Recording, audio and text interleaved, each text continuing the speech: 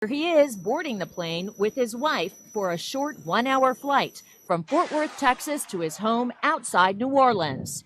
Estimated round-trip cost, $14,000. If he flew commercial, it would be as low as $180. Now the obfuscation is going to just ramp up to like 11. Yeah, if you've seen Spinal Tap, you know what I'm talking about. This is obfuscation level 11. I'm just saying. All right, so what do we make of that? Yeah, okay, here's the deal. All right, what's the deal? Here's the deal. Okay. It may be. It may be. Okay.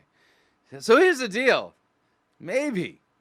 In some cases, very frugal, wise, constructive, excellent stewardship for a ministry to have a private jet. Very frugal, wise, constructive, excellent stewardship.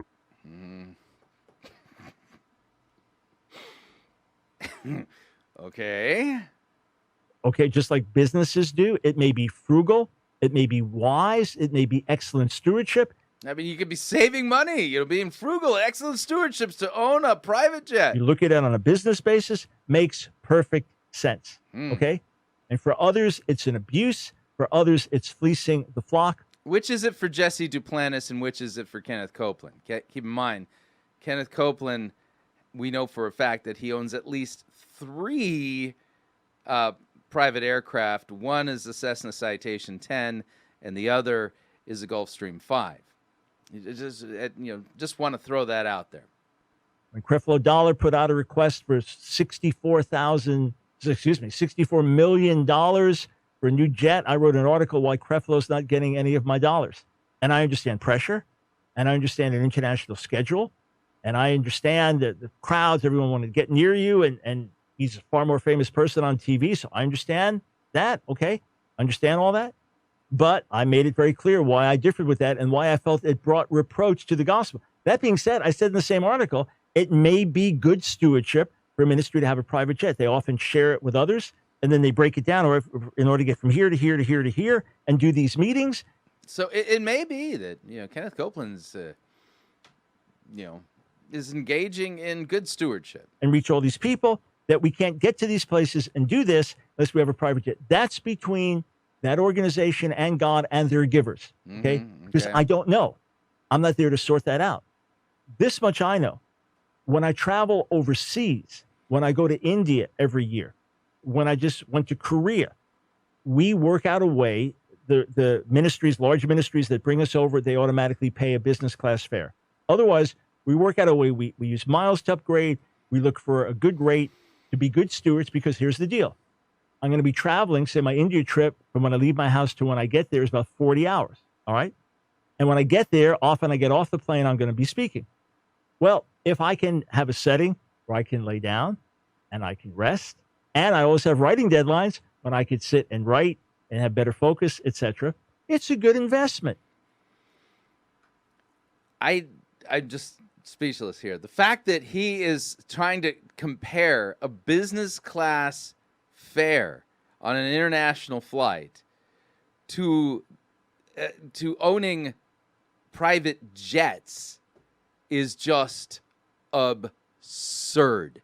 Utterly absurd. In fact, let's do the math on this, shall we? Disclaimer. All of the information you're about to hear has been hastily researched with the power of Google and common sense.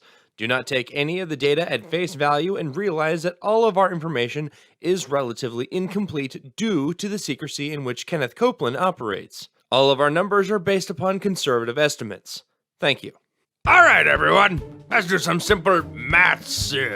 According to Dr. Michael Brown, it's sometimes cheaper for ministries to own and operate their own private jet rather than flying on a commercial airliner. Today, we're gonna find out if that's true or not. Allow me to begin by putting up some numbers. According to the Kansas City Star, Kenneth Copeland purchased his Gulfstream 5 from actor-director Tyler Perry for an undisclosed sum in cash. According to Google, a brand new Gulfstream 5 goes for about $61.5 million.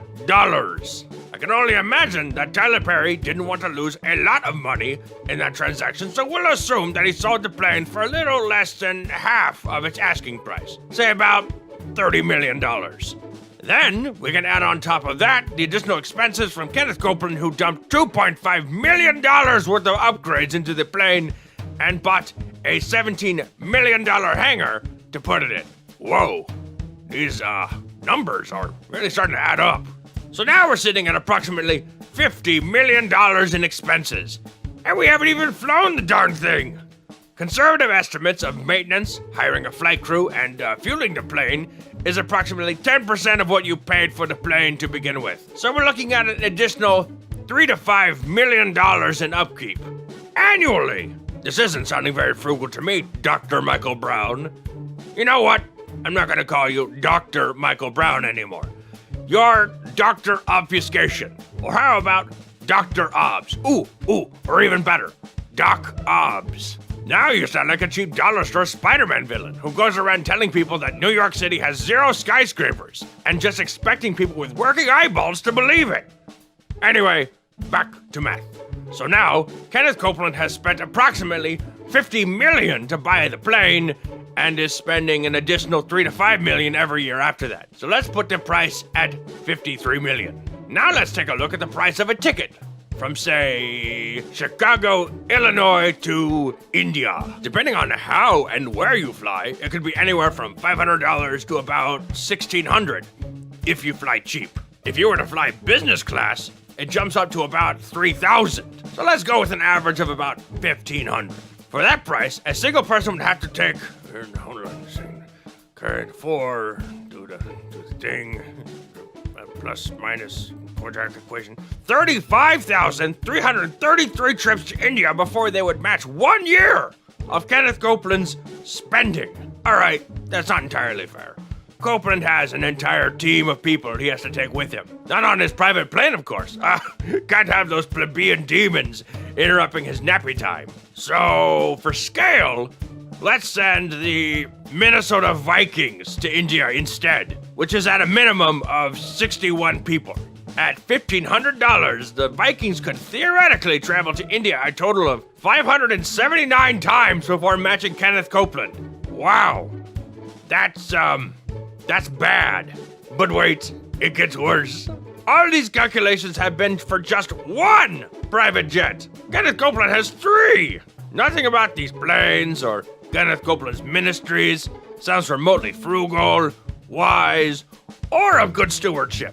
Doc Obbs, your math is whack. I'd recommend remedial algebra if I thought it would help.